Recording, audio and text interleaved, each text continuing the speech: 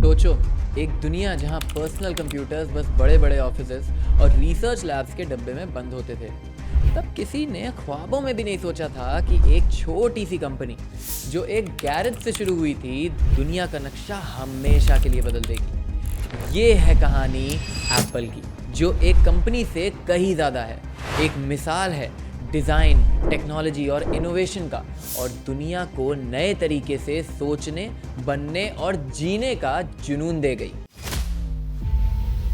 Apple की शुरुआत 1 अप्रैल 1976 को हुई थी, जब स्टीव जॉब्स, स्टीव वोजनियाक और रोनाल्ड वेन ने एक पर्सनल कंप्यूटर बनाने का सपना देखा, जो हर इंसान के लिए एक्सेसिबल और सिंपल हो। तब तक कंप्यूटर्स सिर्फ बड़ी बड़ी कंपनीज के लिए थे, और IBM और माइक्रोसॉफ्ट जैसे जायंट्स बिजनेस सेंट्रिक सिस्टम्स पे फोकस कर रहे थे। लेकिन जॉब्स और वोजनियाक को पता था कि पर्सनल कंप्यूटिंग ही फ्यूचर है, और यहाँ से एक रेवोल्यूशनरी आइडिया शुरू होता है।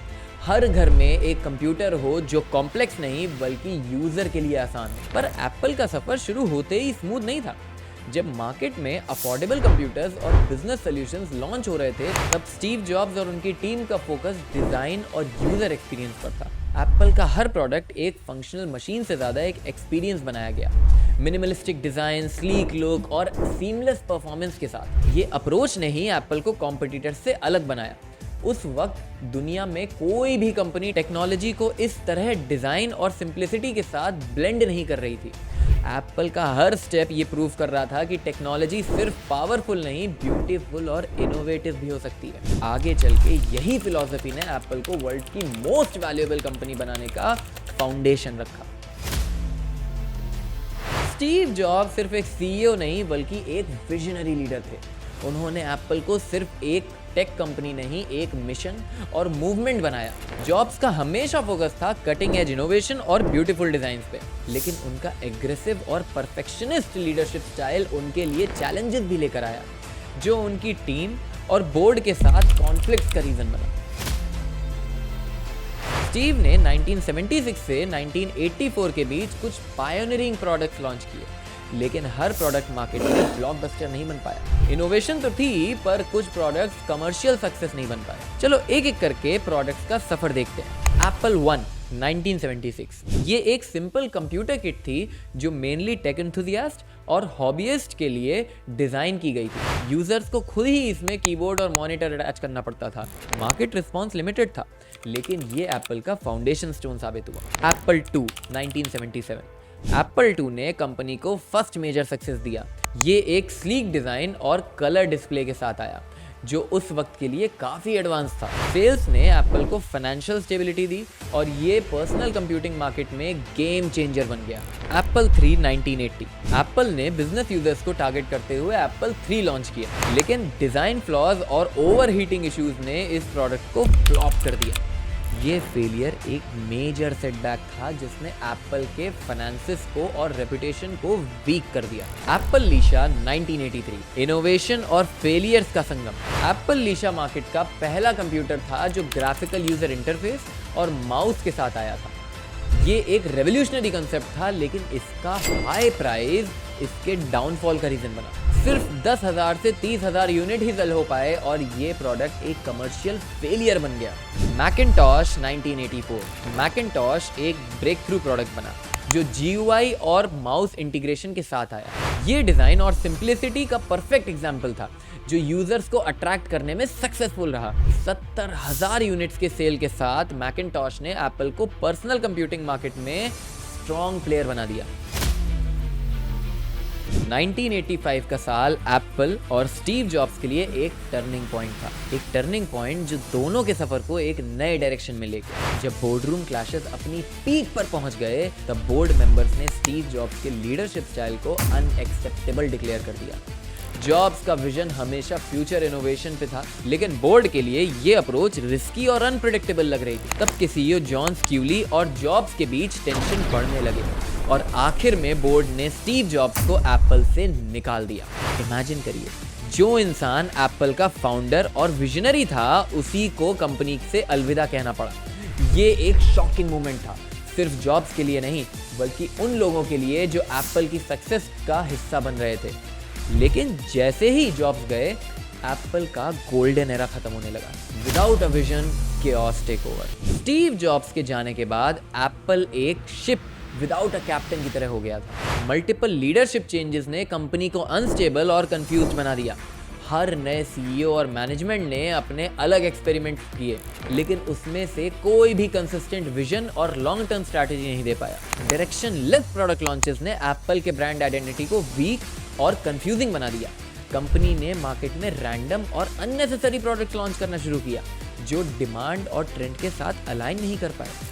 एप्पल का फोकस इनोवेशन से हटकर प्रॉफिट चेज करने पे चला गया, लेकिन ये स्ट्रैटेजी कंपनी के लिए डिजास्टरस साबित हुई। एग्जाम्पल के तौर पे multiple models of computers, printers और गैजेट्स मार्केट में आए, पर उनका पर्पस अनक्लियर था। एक ही कैटेगरी में मल्टीपल सिमिलर प्रोडक्ट्स होने से यूजर और मार्केट दोनों कंफ्यूज हो गए।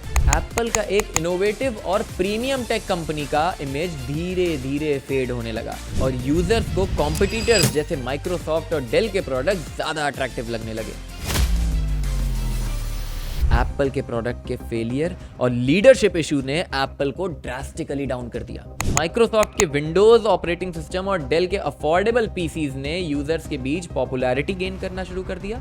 एंटरप्राइजेस और बिजनेस मार्केट में भी एप्पल के आउटडेटेड सिस्टम्स को रिजेक्ट करके विंडोज बेस्ड सिस्टम को प्रेफर करना स्टार्ट कर दिया। एप्पल का ऑपरेटिंग सिस्टम मार्केट ट्रेंड के साथ अपग्रेड नहीं हो पाया और धीरे धीरे आउटडेटेड हो गया। यूजर्स को विंडोज ज्यादा फ्लेक्सिबल और फेमिलियर लगने लगा, जिसमें कंपैटिबिलिटी और सॉफ्टवेयर सपोर्ट भी बेटर था। एप्पल के प्रोडक्ट्स के नीचे एप्पल उस वक्त के मेन स्ट्रीम कंप्यूटिंग नीड्स को फुलफिल नहीं कर पाया। 1990s के दौरान एप्पल लगातार लॉस फेस कर रहा था। सेल्स के ग्राफ नीचे गिर रहे थे और नए नए प्रोडक्ट्स के साथ होप और भी खत्म हो रही थी। कंपनी एक वक्त पर बैंकरप्सी के कगार तक पहुंचकर एक्सटर्नल इन्वेस्टमेंट्स और बेल आउट का सहारा लेना पड़ा। एम्प्लॉयज डिमोटिवेट हो चुके थे और इन्वेस्टर्स का भरोसा टूटने लगा। एप्पल अब एक लॉस्ट ब्रांड बन गया था, जिसमें इनोवेशन और आइडेंटिटी दोनों मिसिंग थे। उस वक्त दुनिया में कोई भी नहीं सोच रहा था कि ये स्ट्रगलिंग कंपनी कभी टेक इंडस्ट्री का किंग बन पाएगी। लेकिन फेथ को कुछ और ही मंजूर था। एप्पल ने एक डेस्परेट स्टेप उठाया, वो स्टेप जिसने हिस्ट्री को दोबारा लिखा। 1997 में एप्पल ने विजनरी फाउंडर स्टीव जॉब्स को इंटरिम सीईओ बनाकर वापस बुलाया और यहाँ से शुरू होता है एक अनबिलीवेबल कमबैक का सफर। 1997 में जब स्टीव जॉब्स ने वापस एप्पल का सीईओ का पोजीशन संभाला तो कंपनी कोलैप्स के एज पर थी। कंपनी के पास ना क्लियर विजन था, ना कोई विनिंग स्ट्रैटेजी। हर तरफ से लॉसेस और मार्केट में क्रेडिबिलिटी लॉस हो रही थी। जॉब्स के वापस आते ही उन्होंने कुछ रैडिकल डिसीजंस लिए जो एप्पल के फेथ को कंप्लीटली ट्रांसफॉर्म कर गए। ये डिसीजंस सिर्फ रिकवरी के लिए नहीं, एप्पल को वर्ल्ड का मोस्ट वैल्यूएबल टेक ब्रांड्स बनाने के लिए थे। जॉब्स के आते ही सबसे पहला स्टेप था एप्पल का कॉम्प्लिकेटेड प्रोडक्ट पोर्टफोलियो को स्ट्रीमलाइन करना। उस वक्त मार्केट में मल्टीपल ओवरलैपिंग प्रोडक्ट्स थे, हर सेगमेंट में कुछ ना कुछ कंफ्यूज करने वाले। स्टीव जॉब्स ने सिंप्लीफाई करके फोकस कुछ फ्लैगशिप प्रोडक्ट्स पे शिफ्ट कर दिया। Non essential products eliminate. Company ने रैंडम और अननेसेसरी प्रोडक्ट्स को डिसकंटिन्यू कर दिया। हर प्रोडक्ट को हाई इनोवेशन और क्वालिटी का प्रॉमिस दिया गया जो यूजर का एक्सपेक्टेशन से बियॉन्ड हो। ये स्ट्रैटेजी ने एप्पल को एक फोकस्ड और क्लियर विजन वाली कंपनी बनाया, जहां यूजर्स और मार्केट को पता था कि एप्पल किस चीज के लिए स्टैंड करता है। एप्पल के डिजाइन फिलॉसफी को रीडिफाइन करने का मिशन जॉब्स के दिमाग में हमेशा से था। एप्पल के प्रोडक्ट सिर्फ गैजेट्स नहीं, डिजाइन मार्वल बन गए जो एक प्रीमियम एक्सपीरियंस डिलीवर करे। एप्पल ने सिंप्लिसिटी को अपना कोर प्रिंसिपल बनाया, जहां डिजाइन और फंक्शन का परफेक्ट बैलेंस रखा गया। प्रोडक्ट्स जैसे मैकबुक, आईफोन और आईपैड सिर्फ टूल्स नहीं बल्कि एक आइडेंटिटी और स्टेटस सिंबल बन गए। यूजर्स को लगता था कि एप्पल के प्रोडक्ट्स खरीदना मतलब एक एलीट लाइफस्टाइल का पार्ट होना। ये डिजाइन ने एप्पल को कॉम्पिटिटर्स के कंपैरिजन में यूनिक एस्पिरेशनल ब्रांड बना दिया। जॉब्स ने माइक्रोसॉफ्ट के साथ एक अनएक्सपेक्टेड पार्टनरशिप करके एप्पल के फाइनेंशियल क्राइसिस को स्टेबिलिटी दी। ये एक अनकन्वेंशनल डिसीजन था। लेकिन लॉन्ग टर्म सस्टेनेबिलिटी के लिए नेसेसरी था। माइक्रोसॉफ्ट ने $150 मिलियन इन्वेस्ट किया। इस फाइनेंशियल इन्फ्यूजन ने एप्पल के ऑपरेशंस को रिवाइव करने का बेस दिया। पार्टनरशिप के अंडर माइक्रोसॉफ्ट ने मैक के लिए ऑफिस सॉफ्टवेयर सूट डेवलपमेंट किया, जो एप्पल को बिजनेस और एजुकेशन सेक्टर में वापस लाया। इस पार्टनरशिप ने एप्पल को फाइनेंशियल स्टेबिलिटी और मार्केट ट्रस्ट दोनों वापस दिलाए। ये एक टर्निंग पॉइंट था जो एप्पल को मार्केट से वाइप आउट होने से बचा गया। स्टीव जॉब्स ने रियलाइज किया कि कंप्यूटर्स के आगे सोचना ही एप्पल के फ्यूचर की सक्सेस की है। कंज्यूमर इलेक्ट्रॉनिक्स के उदय को देखते हुए उन्होंने फोन्स, टैबलेट्स और मीडिया डिवाइसेस पर फोकस करना स्टार्ट किया। ये स्ट्रैटेजी एप्पल के लिए एक गेम चेंजर बन गई। आईपॉड्स ने पोर्टेबल म्यूजिक लिसनिंग को रेवोल्यूशनराइज किया और एप्पल के रिटेल इकोसिस्टम को बूस्ट किया। एप्पल का फोकस सिर्फ कंप्यूटर्स तक लिमिटेड नहीं रहा। उन्होंने मैकबुक्स, आईफोन्स और आईपैड्स के जरिए मार्केट का कोर सेगमेंट एक्सपैंड कर दिया। जॉब्स के लीडरशिप में कुछ आइकॉनिक प्रोडक्ट्स लॉन्च हुए जो इंडस्ट्री के रूल्स को रीडिफाइन कर गए। ये प्रोडक्ट एप्पल के इकोसिस्टम का फाउंडेशन बने और हर प्रोडक्ट एक लाइफस्टाइल चॉइस बन गया। 2007 में स्टीव जॉब्स ने आईफोन लॉन्च करके एक रेवोल्यूशनरी कॉन्सेप्ट इंट्रोड्यूस किया। ये सिर्फ एक फोन नहीं बल्कि एक मिनी कंप्यूटर था जो कम्युनिकेशन, एंटरटेनमेंट और प्रोडक्टिविटी को एक जगह लाया। आईफोन ने टच स्क्रीन फोन्स का ट्रेंड इंट्रोड्यूस किया जो बटन्स और कीपैड से कंप्लीटली अलग था। आईफोन ने थर्ड पार्टी एप्स का कल्चर लॉन्च किया जो आईफोन यूजर्स को लिमिटलेस फंक्शनैलिटी देता था। ये एक फोन, आईपॉड और इंटरनल कम्युनिकेटर था जो एक परफेक्ट मोबाइल एक्सपीरियंस डिलीवर करता था। आईफोन ने स्मार्टफोन इंडस्ट्री के डायनामिक्स हमेशा के लिए बदल दिए। आज भी आईफोन दुनिया का सबसे पॉपुलर और एस्पिरेशनल फोन में से एक है। 2008 में ऐप स्टोर का लॉन्च एक रेवोल्यूशनरी इकोसिस्टम बन गया जो यूजर्स और डेवलपर्स के बीच एक पावरफुल ब्रिज था। ऐप स्टोर ने डेवलपर्स को एक एक्सेसिबल मार्केट प्लेस दिया जहां वो अपने क्रिएटिव आइडियाज और सॉल्यूशंस को मोनेटाइज कर सके। ऐप्स के साथ आईफोन एक मल्टी फंक्शनल टूल बन गया।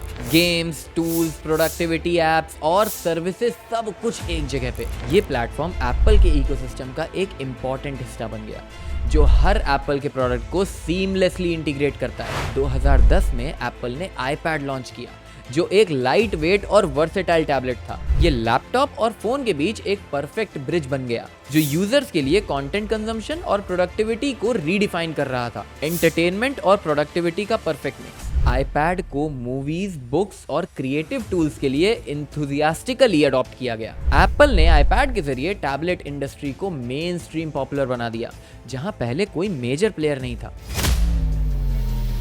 तो जो एक कंपनी जो गैजेट स्टार्टअप से शुरू हुई थी आज दुनिया की सबसे वैल्यूएबल ब्रांड में से एक है। पर एप्पल का ये सफर इनोवेटिव गैजेट्स का नहीं था।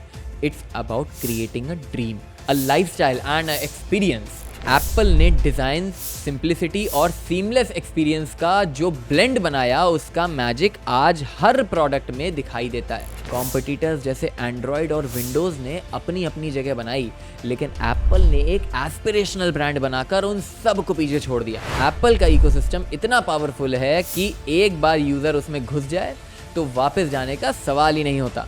और प्राइवेसी का प्रॉमिस जैसे what happens on your iPhone stays on your iPhone ने कस्टमर के ट्रस्ट को और भी मजबूत बनाया। लोग सिर्फ एप्पल के प्रोडक्ट्स नहीं खरीदते, they buy identity, emotion and status. और अब तो एप्पल ने कंज्यूमर बिहेवियर को एक नए लेवल पर जाकर प्रूव कर दिया है। हर नए आईफोन के लॉन्च पे दुनिया भर के एप्पल स्टोर्स के बाहर लोग दिन रात लंबी लंबी लाइन में खड़े होते हैं बस उसका एक्सपीरियंस लेने के लिए कि नया आईफोन उनके हाथ में सबसे पहले आए। ज़्यादा कंफर्टेबल मैं एप्पल के साथ ही रही हूँ पर मुझे हर नए मतलब जो नया निकलेगा मुझे चाहिए। People have started standing in queue from 3 AM from at night.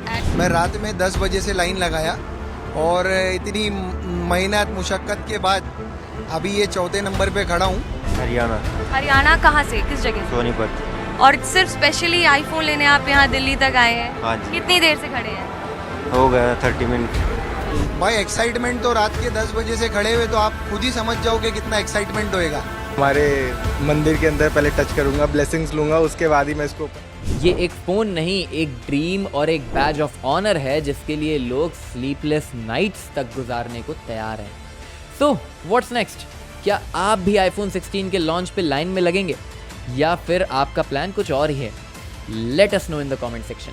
और हाँ, अगर आपको ये एप्पल की कहानी पसंद आई तो वीडियो को लाइक करना ना भूलें, सब्सक्राइब करो और बेल आइकन को दबाओ ताकि आपको हमारे नेक्स्ट टेक ब्रेकडाउन्स की इंस्टेंट नोटिफिकेशन मिलती रहे, क्योंकि ये सिर्फ एक कहानी नहीं बल्कि एक ऐसी जर्नी है जो हर विजनरी का ड्रीम बन जाए।